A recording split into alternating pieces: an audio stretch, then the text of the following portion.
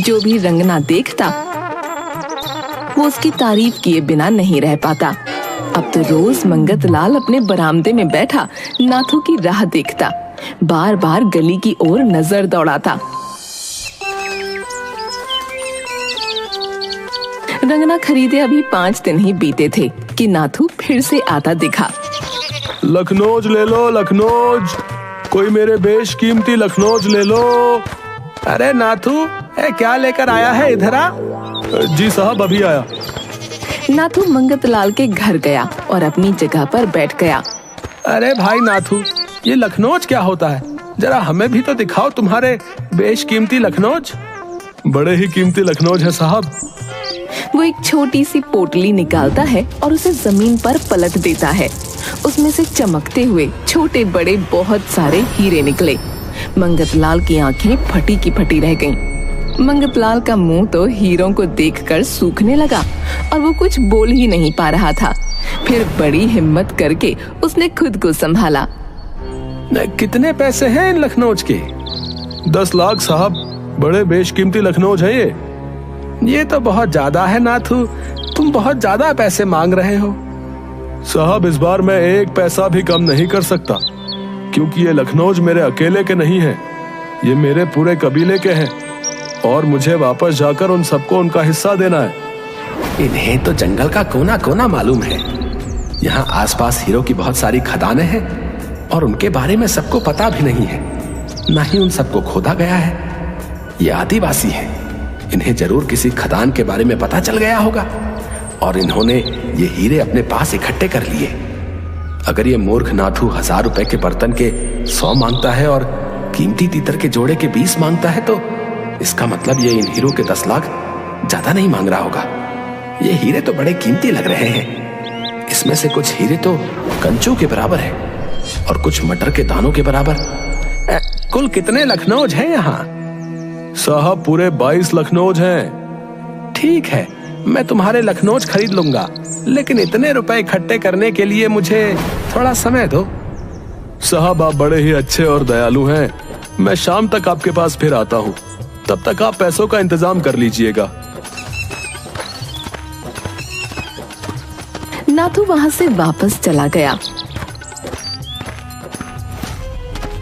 और मंगत लाल 10 लाख रुपए के लिए अपनी पत्नी के बहुत सारे गहने बेच देता है और अपनी सारी जमा पूंजी इकट्ठी कर लेता है।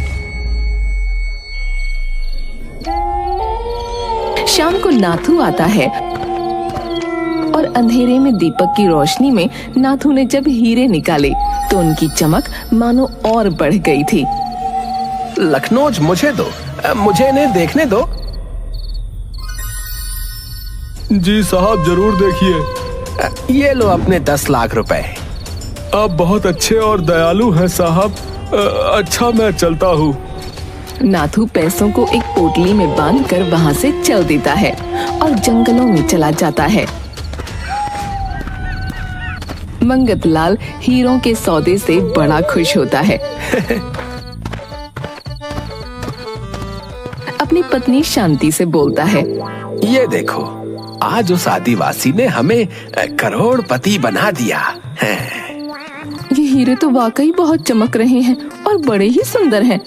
हाँ, अब कल सुबह मैं जल्दी ये हीरे लेकर शहर चला जाऊंगा ताकि वहाँ इनका सौदा कर सकूं।